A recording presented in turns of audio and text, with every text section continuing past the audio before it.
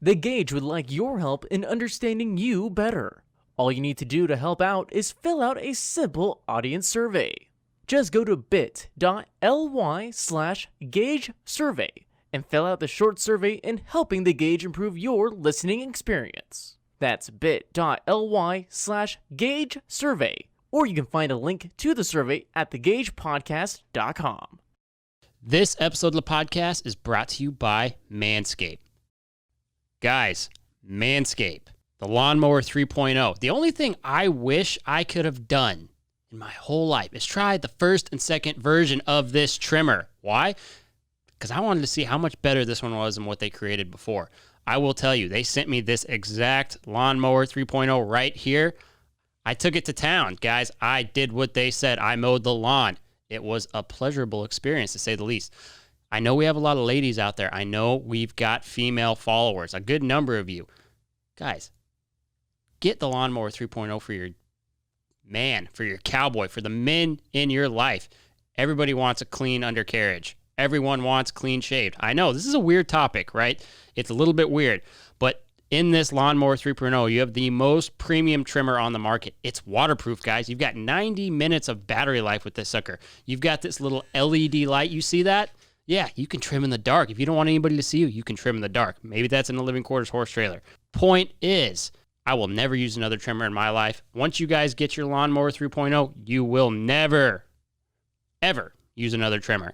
With their ceramic blades, they've got a 7,000 RPM motor with quiet stroke technology. Yeah, quiet stroke technology. You cannot go wrong with the Lawnmower 3.0, guys.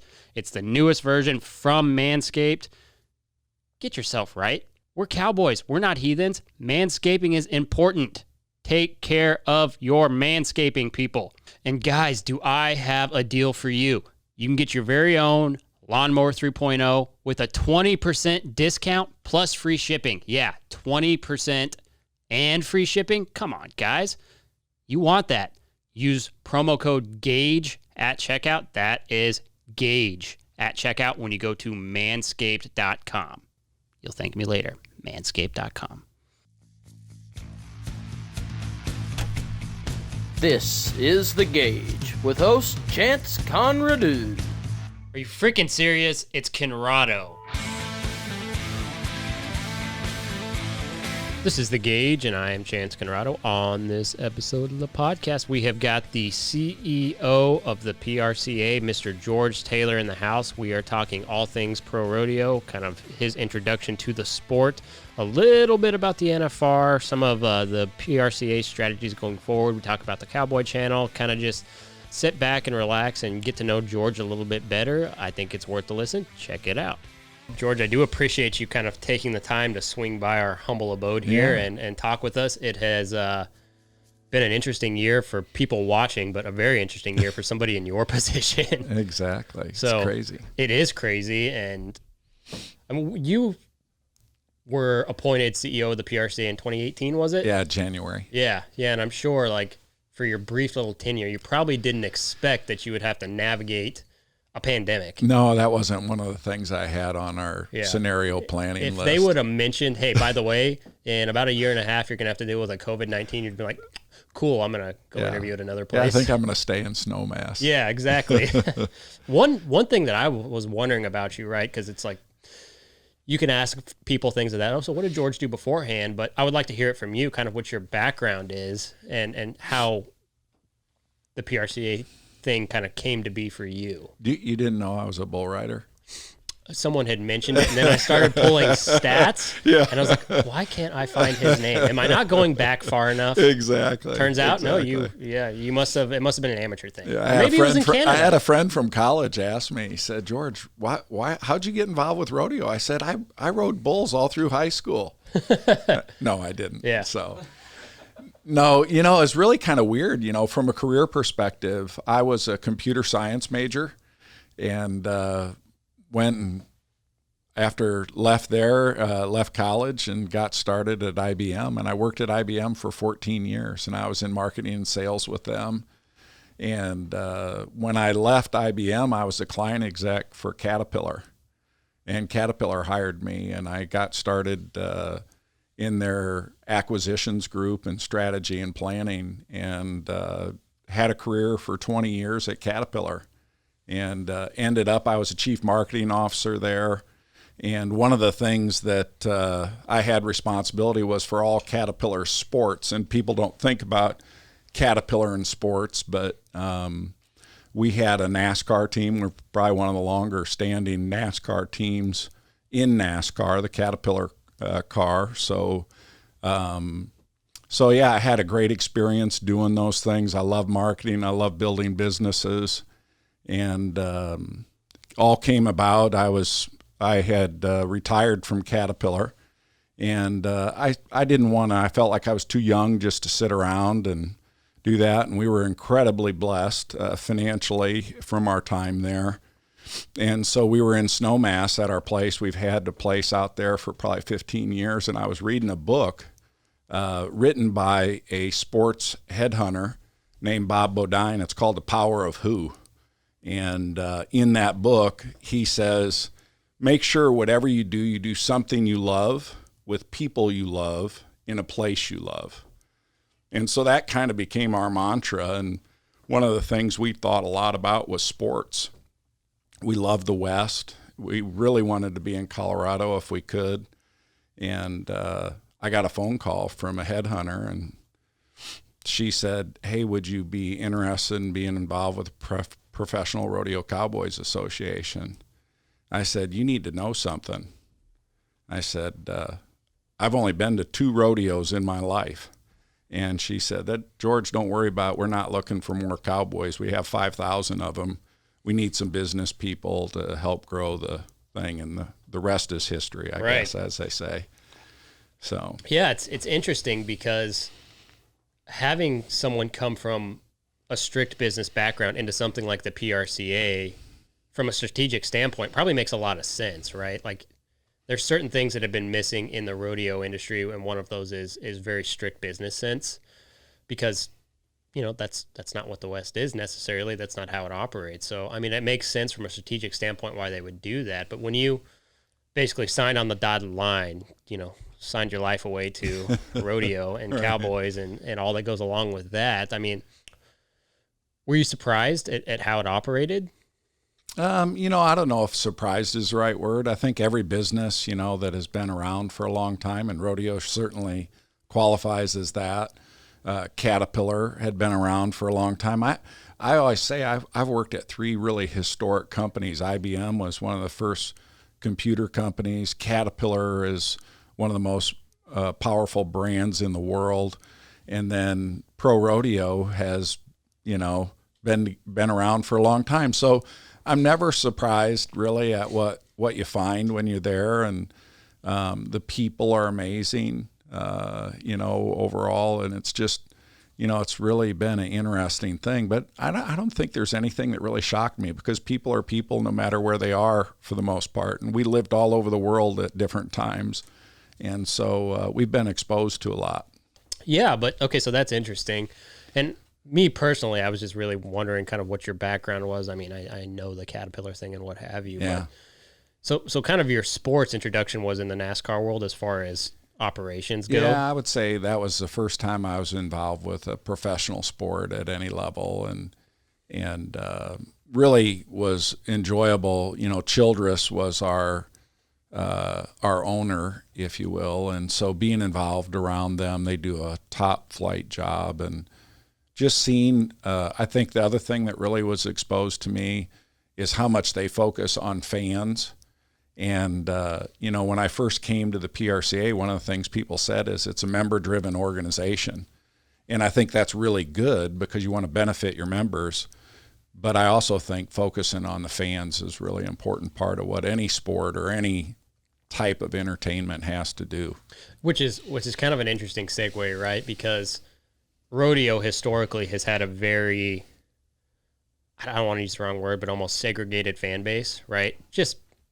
Which is interesting for somebody like you coming in from the outside. You get to witness that, and there's a number of, call it moral reasons. People don't like this about rodeo. People don't like calves, what have you. Right. So for you to come in and kind of get to see how that fan base works and who kind of comprises that fan base, I mean, that's one of the things I've really been looking forward to asking you is, what is a strategy that you think works in a modern day society to grow something like pro rodeo? How do you appeal to a bigger audience? How do you bring more people in and be more inclusive?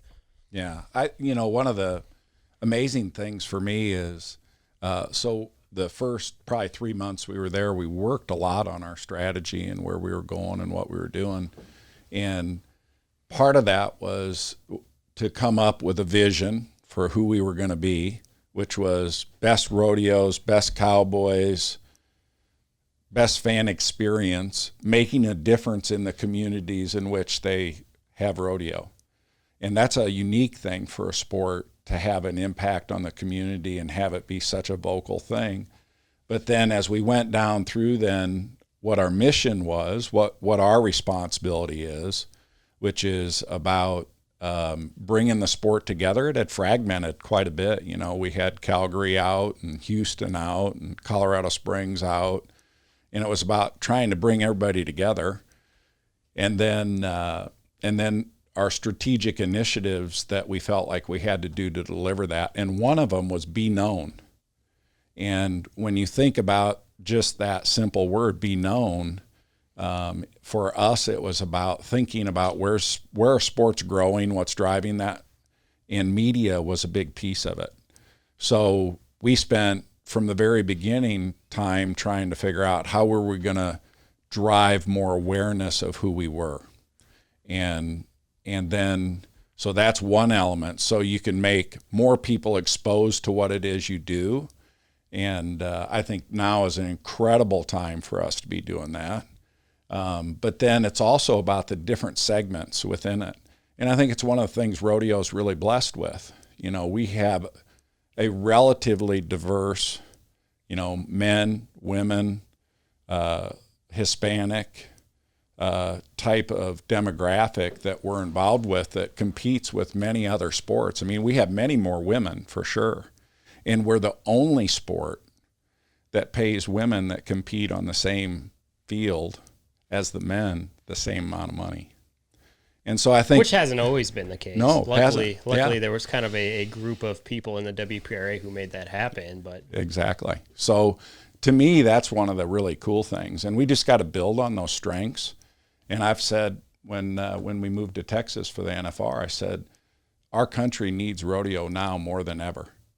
The principles, the character, the respect, all those things, hopefully give us a great opportunity here in the near term. Yeah. So 2018, was that your first national finals that you Yes. worked in Vegas? What was that? Right. Cause there's anybody who knows anything about it, they know you just can't compare anything right to that. What was that experience like for you, kind of working through? I mean, for your type of position, I mean, there's a good 6-month ramp up period, no doubt. But what was it like kind of running that first? And luckily with the help of Las Vegas events, that they're surgeons. But what was that like? I mean, that was probably the first time you were able to take in like how, again, lack of a better word, like magnificent this sport can truly be. Yeah. I mean, it's shocking. Best kept secret in the world, maybe, huh? I'd say. I'm not sure any city gets transformed to the degree Las Vegas does during the National Finals Rodeo.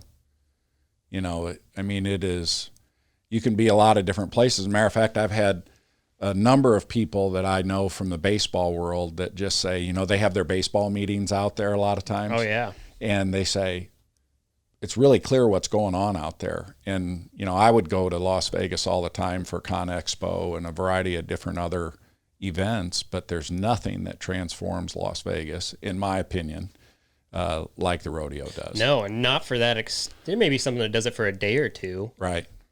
But for 10 days, no, nothing. It's absolutely amazing. So therefore, the question becomes, why aren't more people aware of what we have to offer and what an awesome sport this is? And so that's a path we're on and trying to pursue for sure. Yeah, and it's interesting because, you get to see it in Vegas and all this, and then you walk into this absolute nightmare of a year, which one thing we don't like to do is talk too much about COVID because it's kind of just like puts a black cloud over everybody's head. But if you're operating from a strategic standpoint, like you guys are, I mean, I don't think there's anybody who wouldn't pat the PRCA on the back for being able to pull this off, right? Like Well, there'll be somebody.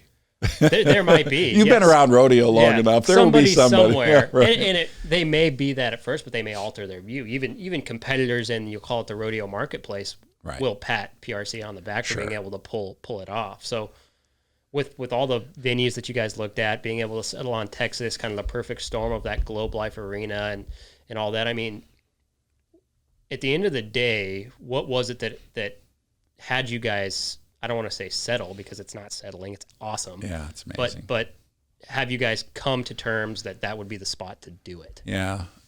So we were looking at, 3 or 4 different states and locations. Right. And it all moved really fast. I mean, from the time we got started. But I think a big piece of it was the way the pieces fit together. And the speed at which it went, the relationships with the people, the things the state of Texas did, the fact that it was in the backyard of Cowboy Channel, all those things just seemed to fit in really well. And we saw a path that if we could sell enough tickets and suites that we might even be able to make this from a financial standpoint, kind of an equal to equal thing as we do in Las Vegas, which we didn't have any idea that was going to even be remotely possible. Right. So that was huge. Well, yeah. And so if you look at kind of the trend in the year, a lot of people stepped up, Cowboy Channel being one of those organizations to keep some of these rodeos going from a financial standpoint. I don't know if not a lot of people realize that people stepped up to make some of the rodeos that did happen. They stepped up financially to make them happen where they could have canceled them. Yeah. And you guys could have done that. You could have been like, cool story. 2020, guys, this sucks. Yeah. We'll see you next year. Yeah, we'll go play ping pong. Yeah. We'll start strategizing for 2021 or whenever. But you guys didn't do that. Right. And I think when the people who do this for a living, the thing that motivates my wife and I every day in terms of what we do and my team is thinking about the lives that are impacted and the communities that are impacted. And I've walked arm in arm with some of our general managers and heads of these rodeo committees that had to cancel, and it's like a death in the family. It's really tough for them to make those decisions, sometimes harder than having them. But really this year, our sponsors really stepped up. Cowboy Channel being there and being something new had a huge impact, and it all worked together to make it work. Sometimes I think people think that it's only the big rodeos that matter. And this year, in this instance, and not just unique to this year, but the small and medium-sized rodeos carried rodeo. And it's because of that breadth of what we do, from big to $500 added rodeos, that I think we may end up having our best year in our history overall from a financial standpoint as a association. Sure. Yeah. And that's such an interesting point, right? Because you get to see, because there's hundreds of small rodeos, right? Mm-hmm. Hundreds of them, and they never get any shine. And these committees, they work so hard. I'll use like the Darby, Montana Rodeo Association. Those guys, just because I happen to have a first row seat for them, like just helping me personally get things figured out there, how much these people put into it. Yeah. And you just don't see that. If you have rodeoed or do rodeo, you don't get to see that because you're in such a hurry to get to the next place, but that's just the nature of the sport. But sure. The amount of effort that goes in some of these small sub-1,000 towns that put on great historic rodeos, the Deer Trail Colorados, if you will, places like that, the people work so hard to make it a great event. And when they get some shine like they do this year, Cave Creek, being the first televised rodeo of the year, getting to see that, I don't think I've ever thought about Cave Creek before. Yeah. But it was kind of special in that regard. Like it stabs you in the gut when a Cheyenne cancels and a Calgary cancels, and there's no Pendleton because that's the greatest rodeo ever. But when you get to see the little guys kind of get their moment, it's pretty cool. Right. It really is. And I think it was fascinating to talk about this year with the competitors because there was no place to hide. You know, they would show up somewhere and everybody was everywhere, if you want to say it that way. And that was really a special treat for the small, medium-sized rodeos that maybe don't get enough bareback riders. And this year they had 54, and last year they had 8. You know, so it really was a unique year that way. And one of the things I loved was how appreciative all the cowboys and cowgirls were. I mean, every time we were anywhere, they just were so uniquely grateful for things that maybe all of us aren't sometimes, which is kind of the way life is, right? Well, that's exactly how life is. Right. I mean, the little things, like non-rodeo people, like the people who maybe got furloughed and were able to come back. Because, I mean, we all know so many people who completely lost their jobs, right? I mean, a year like this, truly, you can take a breath of fresh air and just be like, wow, I am so lucky for the smallest thing. Yeah. But, which is an interesting thing, right? So kind of circling back to what you said about the cowboys and cowgirls, a big focus is always put on the big names, right? It's always put on the big, call them the big 15, if you will, whatever that may be. I mean, this year, it was everybody else who really kind of made the year as well, like with the athletes as well, just like the committees. I mean, that kind of opens up your mind a little bit if you think about it as a member-based organization, how important everybody is. Absolutely. You know, not just the top 15 or whoever fluctuates and rotates in that. Right. Which maybe somebody like the PRCA, it's really hard not to look at the main people that are in your face all the time. But a year like this, I mean, speak on that a little bit. Yeah, I think, you know, I always think, and we talked a little bit about it just before we started here, that storytelling is a really important thing. And the amazing thing about stories are they can be, you don't have to be number one in the world to have a great story. Chad Rutherford at the end of the year was just still fighting to get into top 15 and has a great story to tell. I think he hadn't rodeoed for 3 years or something along those lines. But the number of people that have talked to me about Chad Rutherford because of the story that got told about Chad was amazing, you know, and those people really have the ability, and there's lots of stories. You can be number 5,000. So it's about us as an organization, people like you guys, all our media partners, really telling stories about this amazing sport we're involved in. Yeah, and there's just something about it. If you put somebody in a pickup all year long and tell them to bounce around from town to town, there's going to be some pretty great stories, especially if you've done that. I mean, or you get to witness that. I mean, that's what's cool for us. It's like we're never going to run out of things to talk about. You know, the PRCA is never going to run out of things to promote because when you have people who at their core are just gritty like that, just never stops. Yeah. But, you know, it's interesting, right? Because there's still so many questions surrounding this event, right? Like, what's going to be the situation with the stalls? What you know, how is it going to be a standard barrel pattern? What's the score going to be for the tie down? You know, people ask these questions all the time, and I don't know if you guys have answers for those yet. You wouldn't talk about them even if you did. Well, I can talk about some of them. I mean, we don't have very many secrets as an organization, you know. But some of it is just getting resolved. We had 85 days when we started. Right. And, you know, literally this week, they're working on stalls and pens. And I think, you know, I think where we're ending up, and again, don't hold me to this, don't get any hate mail. No, not at all. Is we're probably going to do it over by Six Flags. Yeah. There's some area that we're going to have.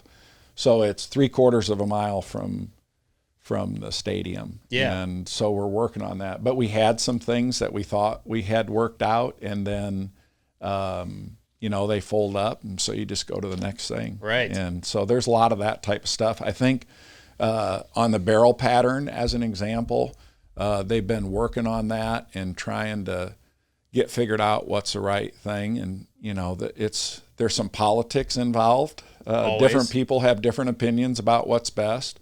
But I think first and foremost, we want to have a really good competition with that in partnership with the WPRA, who has a lot of influence.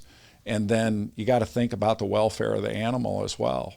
So if you're running a horse 10 nights in a row, what makes that the best? And I know they've been talking to some of the vets about what's better or worse. And so right, which prompts kind of a question inside that question, right? Because when you look at the barrel racing at the NFR, and then you take that out of Vegas, where at least there's some consistency, you can look back for 40 years and see what it's going to be. Right. The question becomes: is this going to be? And again, I will say this a lot, for lack of a better term, is this a competition to get the best draw? Or is there going to be a way at this new facility to, like, is there going to be drags implemented because it's such a strange year?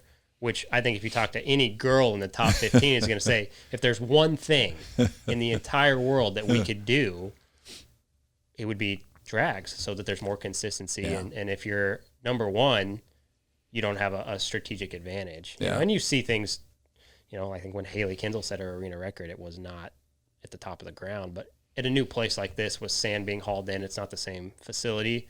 It's scary for these girls because you don't want to be at the bottom of the ground if it's a new place. You just don't.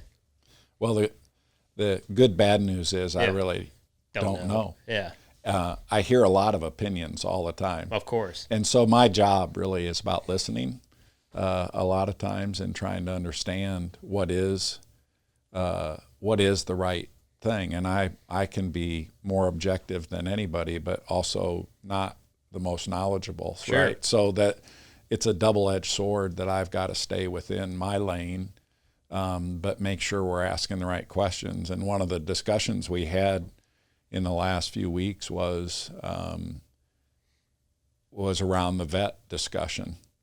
What is the answer around what's best? Is it best to have a short pattern? Is it best to have a standard pattern?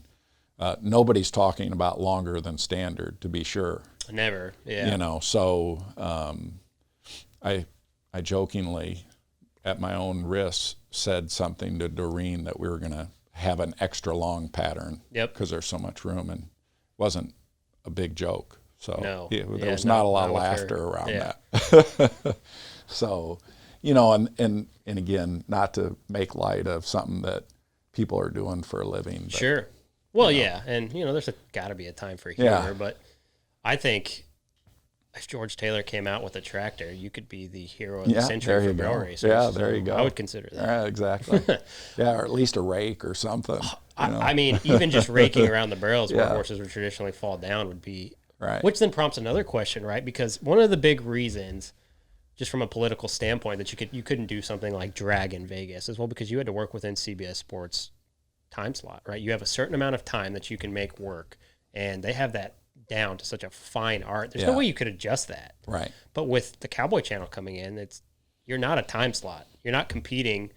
You're not just another number like you are with CBS Sports. I mean, the entire network is about what we do.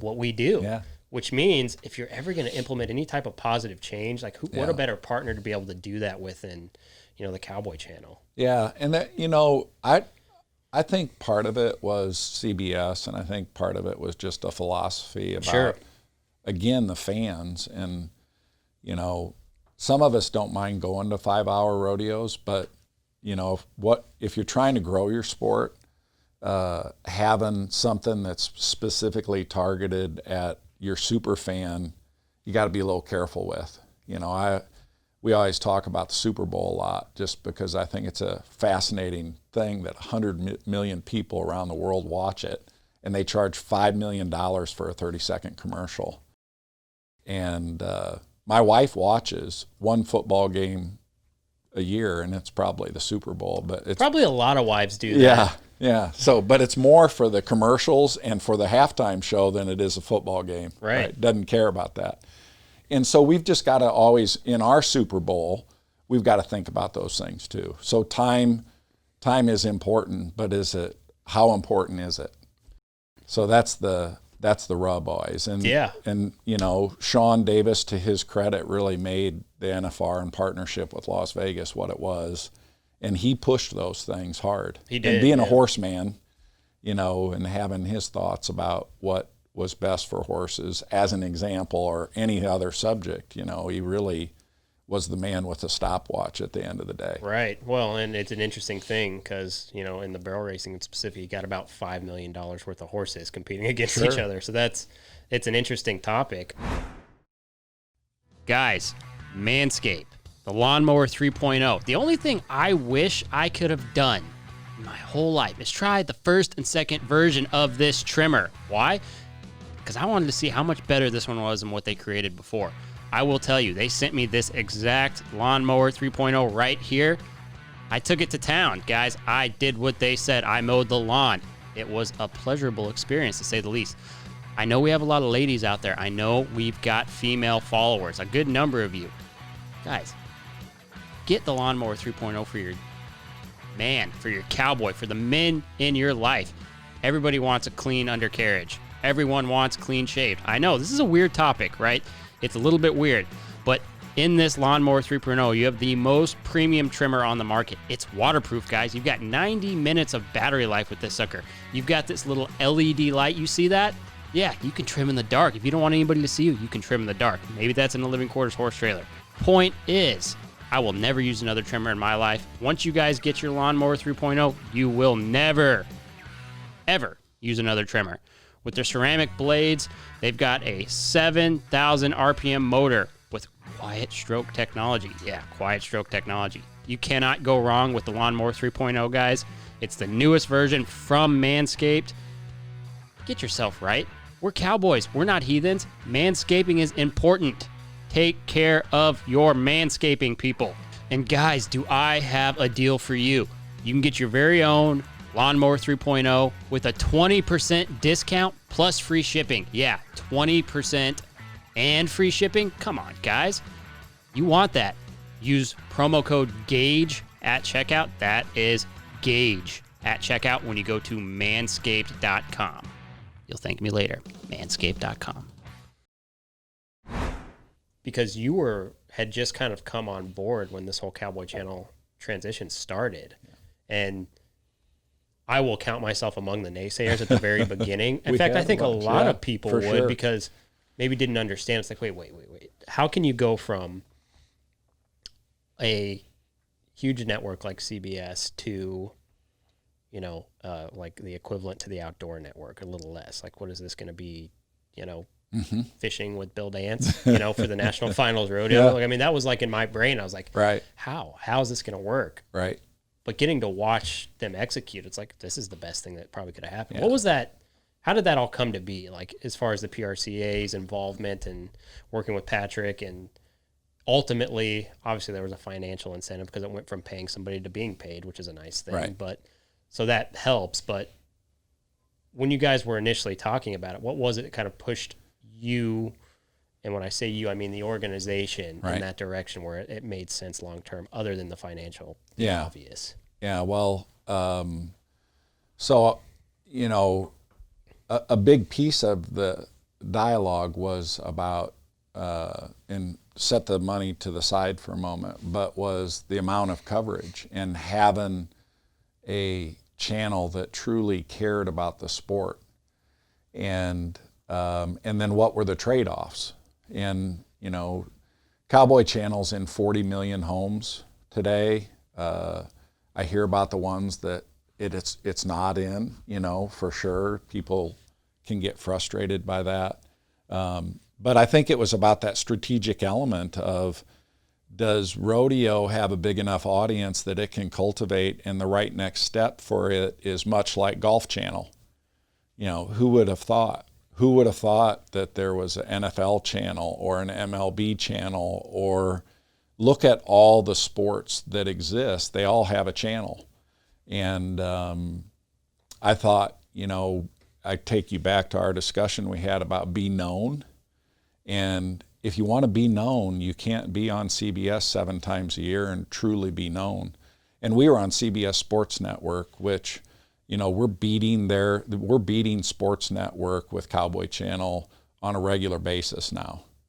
So with our total viewership. And so, you know, we've been able to make that corner. But I would say that big thing was the thought of, well, we could be on something bigger, less frequent, or we could be on something smaller, more dedicated, more focused, more all the time. Sales 101 volume. Yeah. So that was a big piece of it. And then you combine that with going from paying for production and buying your time and, the economics of it. And we could alter that. And Cowboy Channel was a big reason why we were able to keep going this year. Yeah. And you can't underestimate the impact of all our other sponsors that give us that core, but Cowboy Channel was one more, and it really helped us do Kick Open the Chutes, which took us to Cave Creek as our first rodeo after COVID had really started its run. Right. Which the way that this COVID thing keeps going, Denver canceled. Yeah. Right. I mean, how did that conversation go when they came to you and said, "Hey, we're not going to do this"? Yeah. Well, again, I think, the stock show side of it, whether it's Fort Worth or Denver, the stock show and the stock show barns and the ability to do some of that within the boundaries that the communities are setting. And Colorado's a certainly much different discussion than Texas. Oh, in every way. I always say we like to out California sometimes in Colorado. But that was a big piece of that one, is the stock show piece of it, and the amount of space they have in those barns and the proximity of all the people. And not that the ranchers and their kids are all begging to cancel something by any stretch.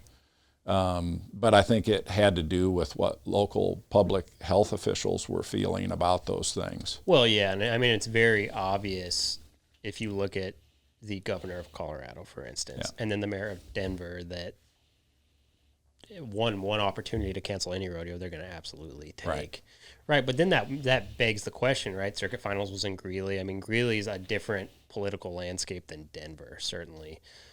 I mean, maybe Greeley will still happen, I would almost guarantee, right? But to see Fort Worth follow suit, at least for rodeo people, and the stock thing is a given, right? Yeah. All you have to do is say, well, no, it's not about rodeo, it's about stock. Well, okay, that makes all the sense in the world. Right. Because if you were to break down the financials of Fort Worth or Denver stock show, the rodeo is a very small piece of that and the tickets. Well, and I think the people. So if you think about, I think Fort Worth Stock Show and Rodeo during its run has 1.2 million maybe come through there. That, and just if you think about it. Is that based on the numbers from Dickies, the latest? That's the total input, total throughput of that show. And, the NFR will be, assuming we stay kind of where we're at, you're talking about 150,000 people. So think about the order of magnitude and the size of the crowd, and driven by the stock show side and the fair and all those other pieces. And they all fit together to make a business, So I think we just all have to be patient thinking about that. But they've all worked really hard with us in our transition to Texas this year. The support's been amazing from all the communities here in the Metroplex area.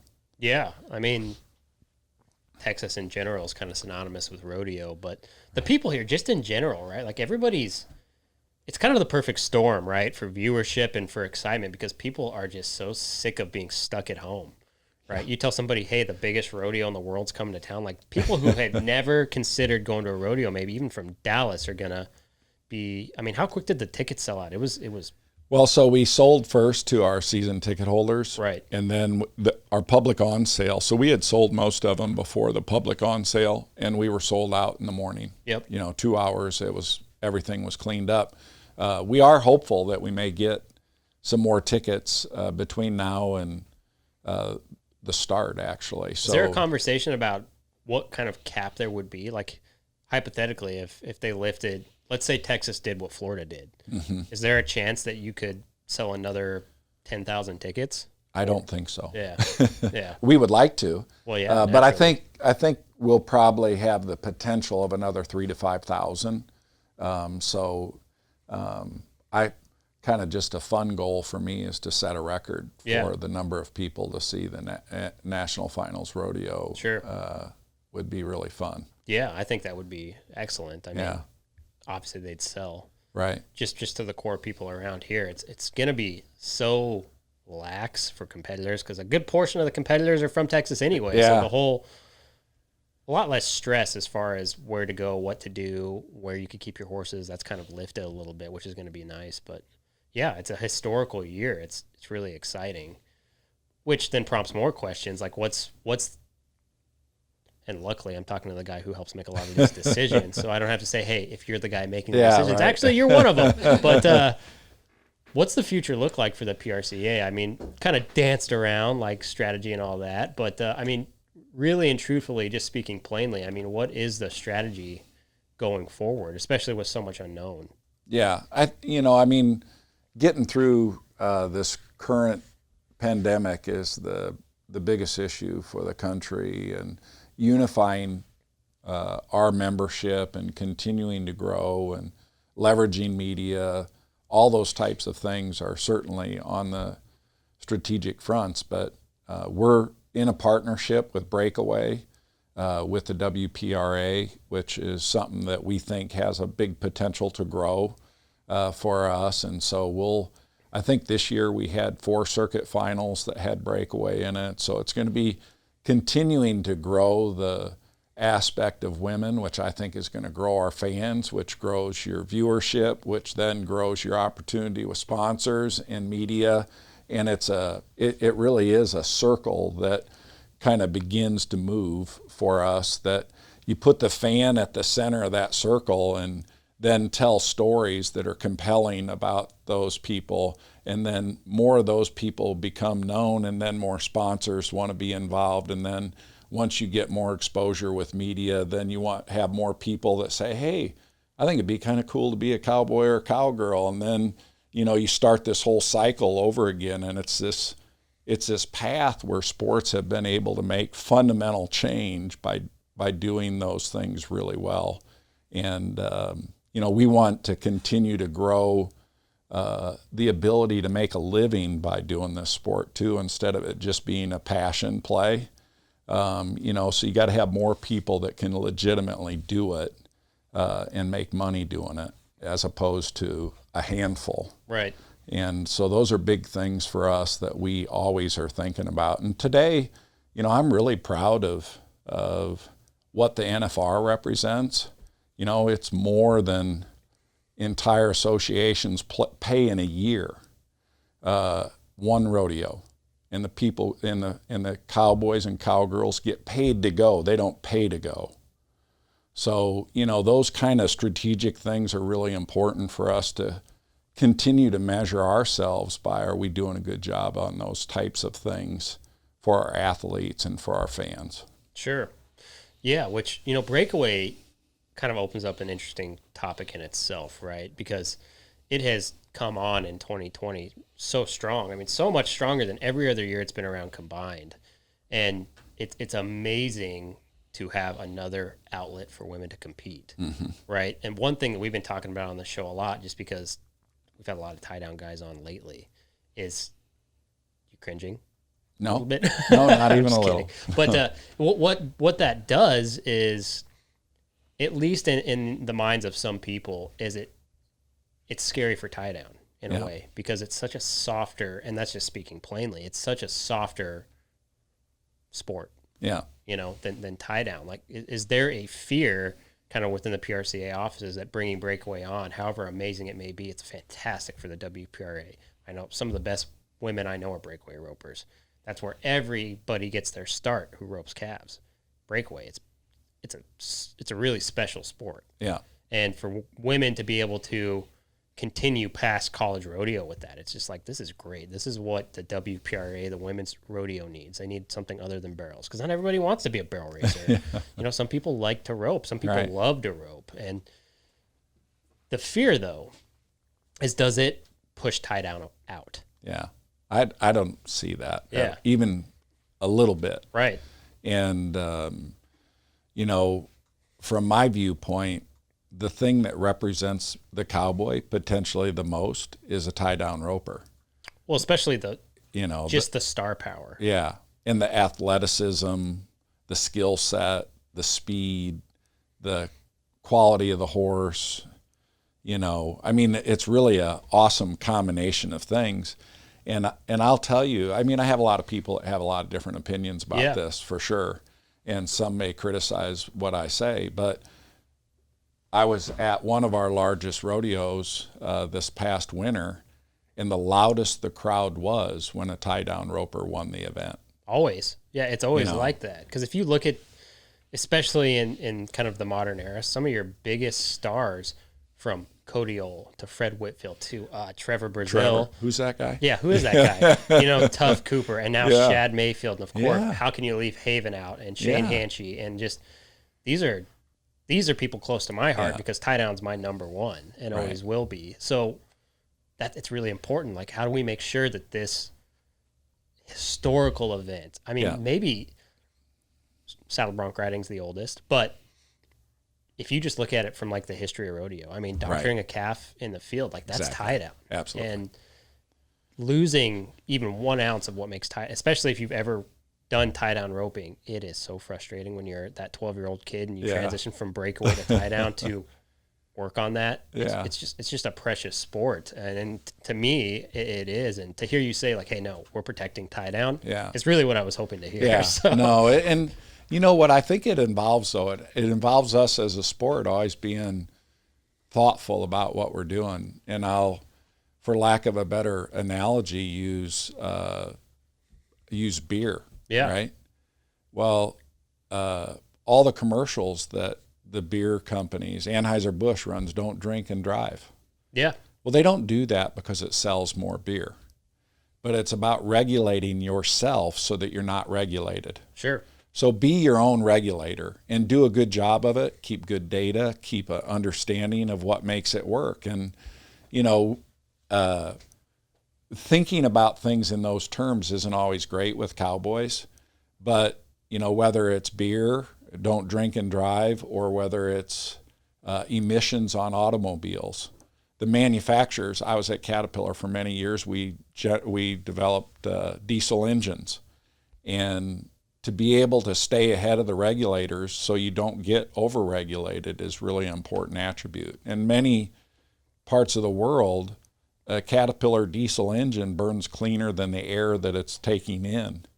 So if you measured the emissions out of the exhaust pipe in LA in particular, what's coming out of that exhaust pipe is cleaner than what's going in.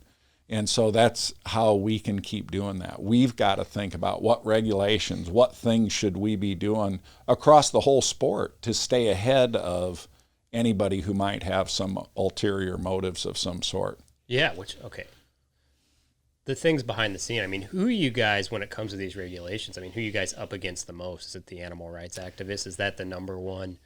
Yeah, I don't know if you would call them adversary of the PRCA or Rodeo, but I mean, who is that exactly that you have to be careful about? No, I think it's about ourselves, and making sure that we continue to do that and that people understand. This year, when you measure all animal interactions, 99.9% literally are safe. Well, an animal in the wild does not have 99.9% safety.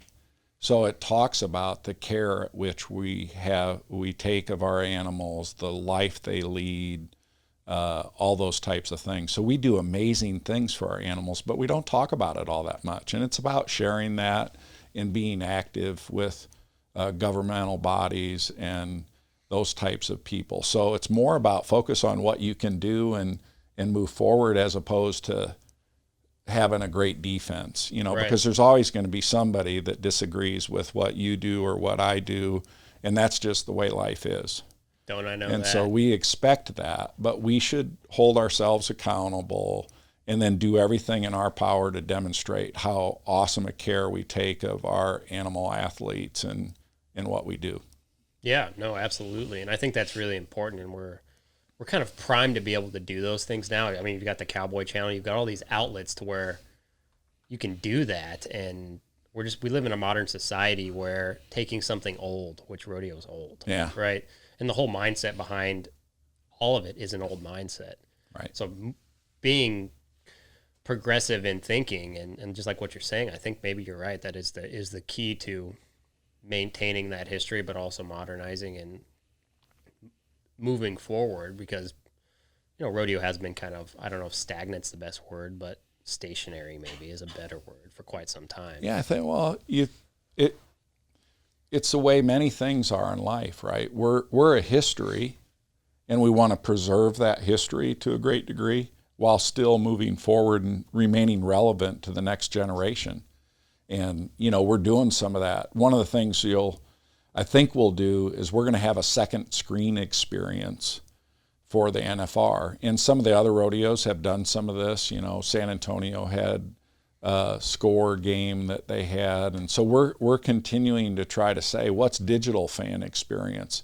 So it's about being able to be relevant to the next generation, no matter what you're doing. Yeah, well, and by extension is motivating the next generation to keep it going. Right, exactly. So, which is exciting. But, yeah, I mean, what do you think is going to happen with the rodeos as we go through 2021? Do you think it's going to be just a cascading event of rodeos following the Fort Worth model? I think the one thing that we figured out when this started, and we thought it was going for 2 weeks, and then it became, 2 months, and then now everybody thought it was going to be, by the time we got to January, things were going to be better, and they're not. But I'm hopeful that we've got to be, I'll call it agile enough to move. So we're already working on what are we going to do in January, which is a little bit hard when you're trying to finish up getting ready for a little thing called the Wrangler National Finals. Yeah, that's rodeo. the tricky thing about the rodeo. The rodeo schedule is it starts again before you ever finish, technically. Yeah, there's really no off season for rodeo. So we're starting to talk about what are we going to do in January. We have a big hole. We've got a media partner. We've got some things in Texas. We start off in Odessa, and then we go to San Angelo at the end of the month, but there's not a lot in between there. And then San Antonio announced that they're going to have their rodeo already. They're dialing it back a lot. They're dialing it back, retro kind of feel. I think Houston has recently committed that they're going to move forward with something. So, Austin's going to have their X-Bulls coming up here in October. So we're the flywheel's starting to turn a little bit, and sometimes start slower, but we're going to figure out something. We're going to have a cool thing to do in Texas for that winter run. Yeah. No matter what. So we're working on that literally as we speak. I got meetings Friday on what does that look like. Which I think that's what's most important to the Cowboys and Cowgirls is during 2020, they just had no plan, right? Yeah. They didn't know, some people, if they were going to be able to make enough money to make it through the year. Right. And like the NFR happening is like a blessing to a lot of people. It truly is. And it goes all the way down, right? Like even the little girl who sets up at Cowboy Christmas, their boutique, I mean, that's her year. Right. And I think, being agile is probably the right exact term to say. But as long as as well as I do, as long as Cowboys and Cowgirls know they have somewhere to go, they're probably going to be happy.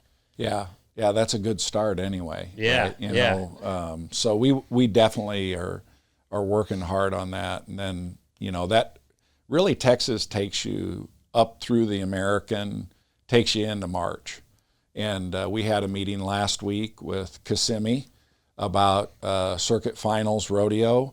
And so, we're already into April. And so, we're always trying to be ahead. Last year, was really, you were the goalie in the hockey game. You were trying to block the pucks as they were shot in and being more reactive than you are proactive. But I think we'll be a little bit more proactive this year, never as much as we want to, but it won't catch you as flat-footed as getting a phone call from Houston saying they were going to shut down that evening.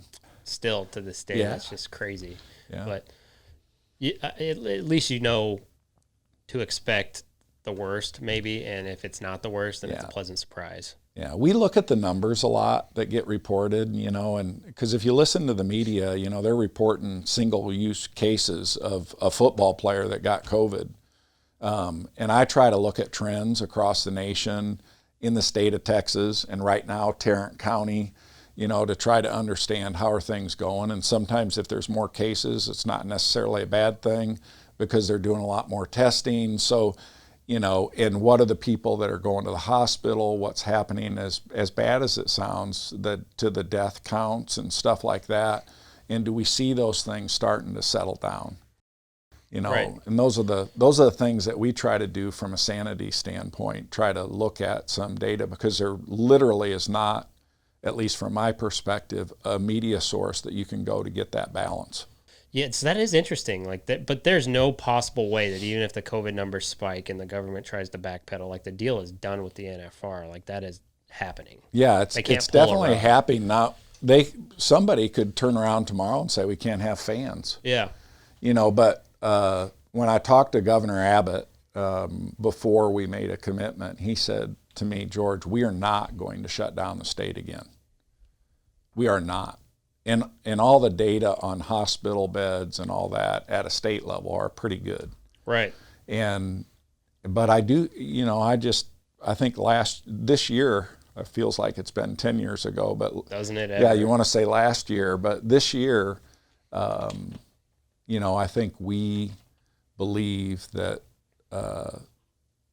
things change quickly. And so, we're all knocking on wood every day to try to ensure that we're ready for whatever might happen. And we've got scenarios that we've planned out that if we get shut down from a fan perspective, but we've committed to a $6 million purse. Yeah. The real question is, do you commit to 10? Right.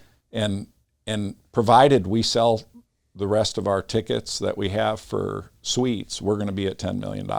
And I'm hopeful that we can announce something like that in that would the make next a big 30, difference to a lot of 30 people. days or so. Yeah. Anybody ever ask you this? Anybody ever say, hey, pick the world champions for 2020? Yeah. No. In terms of who they're going to be? Yeah. No. I never get that question. I'd like that answer. Yeah. It'll be one of our members. You don't say. In every event. Yeah. Yeah. Yeah. Yeah. What's your favorite event? Yeah. The ones that we do. Yeah. Speaking like a true politician. Yeah, exactly. Yeah, you can't say all these things about political things and then answer then be a politician. No, right? You can't do that. Yeah. But no, I think, the good news is I've done none of them. Yeah. So I literally could have a favorite and nobody could accuse me of being biased. No, you could. Everybody has their favorite event. Yeah, exactly. It's probably rough stock though, right? Because if you come from outside, you're like, that's cool. No, I said earlier that I think one of the most amazing events we do is tie down roping. Yeah.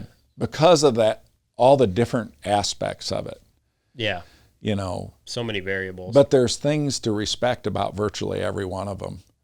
And I'm a bigger guy, a little heftier, so I always respect my steer wrestling friends. I would have never stayed on a bull.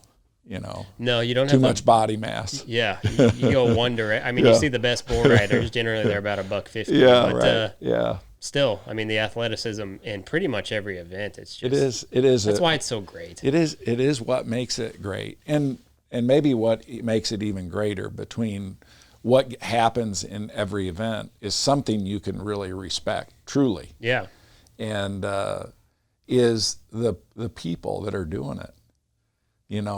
The dialogue that we have, that we stand for the flag and we kneel for prayer, we honor our veterans, respect first responders, do everything we can to live the code of the West.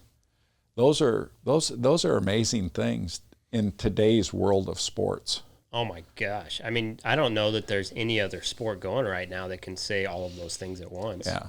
Yeah, very few individuals in those sports. Right. So that's why we have to protect it at all costs, right? And that's why making sure that organizations like the PRCA flourish and networks like the Cowboy Channel flourish and are able to kind of lock arms, defend the sport, grow the sport. How great would it be to have like a Sage Kimzey being mentioned on SportsCenter or something like that? I mean, that would be, because 6-time world champion. Yeah. Yeah, there's not very many of those, like Tom Brady maybe. Right. Yeah. Yeah. I mean, and no one knows that.